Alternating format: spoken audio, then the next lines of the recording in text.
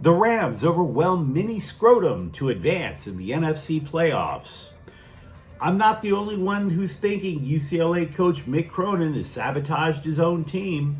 And the Dodgers are one of 3 finalists for one of the most indecisive human beings who ever took a pitcher's mound. Good morning. I'm James. This is your daily dose of sports and snark for the greatest sports city in the world, Los Angeles. This is the faithful Angelenos morning report. It's January 14th, 2025. I'm back in Portland for work, which totally sucks. So we're just going to ignore that and get right to talking about sports. Because if you like being in the know about LA, you should clickety-clack the like button. Clickety-clack the subscribe button. There's a notification bell. Hit that. It'll let you know when we drop new content. Sharing is caring. Let people know we exist, and by all means, comment. Now, before we go through the news and notes, we have an expanded look at the scoreboard. And there's a ton to talk about because after all the wildfires, LA teams are finally back in action, starting with Rams 27, mini scrotum 9. Now, in yesterday's clip, I was saying that the team with the better pass rush was going to win. And the Rams recorded 9 sacks. 9 effing sacks. I was a scribe, a reporter for 25 years back when people bought newspapers. I covered high school football, college football, the NFL. I don't remember the last time I've seen a football game on any level where a team had 9 effing sacks. After the game, people and analysts, they were scorching Sam Darnold for a terrible game for the Vikings. Who the hell is going to have a great game when you get sacked 9 effing times? Who? Put it this way, scribes are trained to hype up scoring. I know, I was one. So-and-so scored so many touchdowns and points. What heart, what a man. That kind of stuff. Now, as a result of this focus on writing about offense, you tend to ignore great defense. You could not ignore the Rams defense last night. Shame on you if you did. Jared Verse, for example, scoops up a ball after Darnold got blown to bits and returned it for a touchdown. Now, as for the offense on the Rams, Tyler Higbee, Puka Nacua, they each caught 5 passes. Kyron Williams rushed for 76 yards and caught a TD pass. But make no mistake, this was an assault on the Vikings. The Rams don't even blitz that much. But they saw what Detroit did to Minnesota in Week 18, and they took notes. They most definitely took notes. So the Rams are going to advance to play at Philadelphia at noon on Sunday. We're going to talk a little bit more about the Rams in a few moments. But that was all about the defense. Make no mistake. As for teams without defense, San Antonio 126, Lakers 102. Somebody was telling me during the Rams game that, all the LA teams, they're going to play their hearts out because they were so hyped to give the city hope with the wildfires. JJ Redick lost his house, said he wanted the Lakers to give the city joy. And the players didn't get the memo. Anthony Davis scored 30 points. The Lakers were outscored in the fourth quarter 37-13. 37-13. Clippers 109, Miami 98. Norman Powell scored 29 points. James Harden added 26, and Ivica Zubac 21. So solid outing there. Rutgers 75, UCLA 68. Now, Eric Daly and Sebastian Mack each scored 16 for the Bruins, who, before the year, I thought they would be in the running for a Big Ten title. But they have dropped out of the USA Today and AP Top 25. They've lost 4 in a row. They're now 2-4 in conference, and they enabled the Scarlet Knights to end their own 3-game losing streak. And I've been saying this all along. If you're a coach, you can yell at your players in practice. You can yell at them during a timeout. You tell the public that your players are soft, you have just courted disaster. You have just decided to juggle sticks of dynamite. I'm telling you. Seriously. Because people have come up to me and they said, oh, that's Cronin being all fired up. There was a columnist for the LA Times who's like, yeah, this is exactly what they need. Really? If a dude calls you the equivalent of soft, let's just say a euphemism for cat, because that's what soft is. He calls you the equivalent of a cat, if you will. You don't have much of a choice. It's time to start a fist fight. Seriously, go up to randos and call them soft. Go up to your coworkers, call them soft.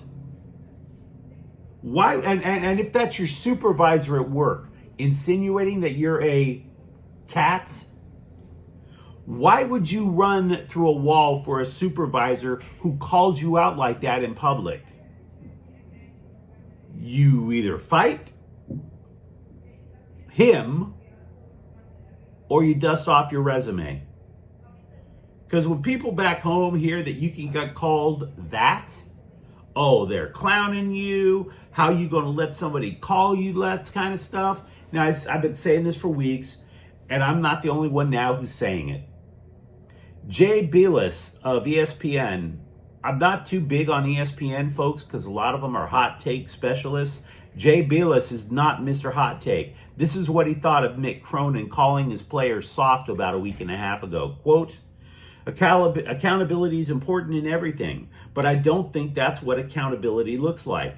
That to me simply looked like blame, and I heard a lot of I. I'm doing this, I'm doing that, and nobody else is doing. And for one, I don't think that's true. When I hear something like that, and it's not often, I think about what Mike Tomlin of the Pittsburgh Steelers says. He says he loves coaches that resist the responsibility of coaching because they're easy to beat. And when you talk negatively about your players, what you're really doing is seeking comfort because your teaching is struggling, unquote. I'm not right about everything. I'm not saying that the Bruins aren't going to make the NCAA tournament, but it's starting to look pretty dicey, wouldn't you say? And when did it start? Pretty much when Mick Cronin called out his players for allegedly being soft. Not right about everything, but I warned you guys. Edmonton 1, Kings nothing. We are at the halfway point of the NHL season, and the Kings still can't beat the Oilers, so there's that. Meanwhile, today, Iowa is at USC basketball at 7:30, and that was a pretty doggone long scoreboard, so let's get to the news. Japanese pitching phenom Roki Sasaki has reportedly told the following teams that he is not interested: San Francisco, both New York teams, and Texas. He reportedly met a second time with Slime Diego in Toronto. Analysts are assuming the Dodgers are the third finalist. What does that mean for the Dodgers? I'm starting to not give a damn. I just don't care. I'm looking at this dude right now and I'm thinking, dude, either poop or get off the pot. Seriously. This is starting to feel like Christians waiting for the second coming. It's going so long. And that dude is not walking across the Pacific Ocean to get to LA. Right? The pitching staff for the Dodgers has already been loaded up. It'd be lovely to have an ace on minimum wage salary because of the rules of signing players from overseas. But this silly little game. Why is Toronto on the list of finalists in the first place? Why? Been there. Totally lovely city. I even like poutine. I'm not so sure about having to sign for a team where you're going to have to listen to the music of Celine Dion and Bryan Adams all the time. But yeah, lovely city. But you want to pitch for a team that's destined to finish in last place out in the AL East? What the hell's Slime Diego ever done? And yet, we're sitting here being dragged for what? What is it now? This is the third month? Make up your mind, kid. Make up your mind. Also, with the Rams, Tyler Higbee caught 5 passes, as I mentioned, and he was rewarded for that with a hospital stay. He had chest pains. Sean McVay said he thinks Higbee is going to be okay, but chest pains? That's a little suboptimal, I must say. By the way, I don't want to give a complete pregame assessment of the upcoming rematch with the Eagles. That's quite a few days away. We got plenty of time to think about who's going to play, what they're going to do. But suffice it to say that unlike the Vikings, Philadelphia does not rely on the long pass. Completely different challenge.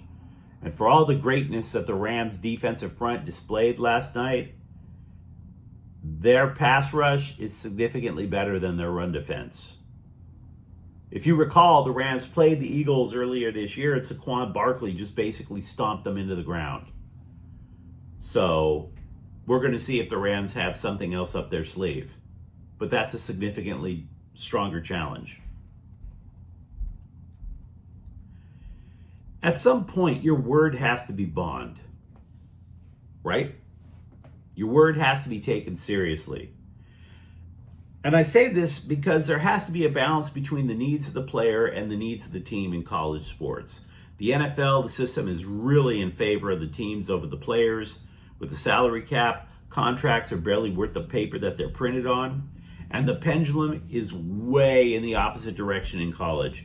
You can quit at any time. High school commitments don't mean squat. You can pull the plug at any point during the season. You can consistently hold your school hostage at your whim for pay raises. And I go through all of this to let you know that even a player who commits during the transfer portal still doesn't matter. Can still pull the rug out from you at any time. UCLA has lost former Utah edge rusher Kyle Akana, who had committed to the Bruins of last month. The dude played in just 3 games for the Utes all year, all of them on special teams. Now he thinks his poop doesn't stink. He decommits from the Bruins. A Power 5 school which was in prime position to get him significantly more playing time and boost his image, because all he was for Utah was a special teamer. UCLA had holes at defensive end. That dude might have even been in position to start. Nah, I'm good. I think I'm just going to change my mind at the last possible moment. A special teamer thinks he can do better than coming to UCLA. Sure, I buy that. Like, not at all. Timing is everything in this world, they tell me, which sucks because I'm old. Chargers linebacker Denzel Perryman said he, quote, tore at least one ligament, unquote, in his elbow during Saturday's playoff game in Houston. So why is timing everything? Well, he's going to be a free agent and he has just one working arm. So that's a problem. LAFC has acquired Odin Thiago Holm from Scottish side Celtic FC via a loan. He'll be in position for immediate playing time since the black and gold have holes across the midfield. He played in 16 matches for Celtic last year. The dude scored once. But you let me know what you think in the comments thread. How impressed were you? How impressed were you with the Rams defense last night? For that matter, are you starting to believe the possibility that UCLA is at the edge of the abyss, in part thanks to their coach? And if you enjoyed the content, don't forget to subscribe to Faithful Angelenos. We talk LA sports every single day here. Thank you for watching. I'm James. We'll be back tomorrow. Faithful Angelenos is a Quian Corte El Queso production. Take care.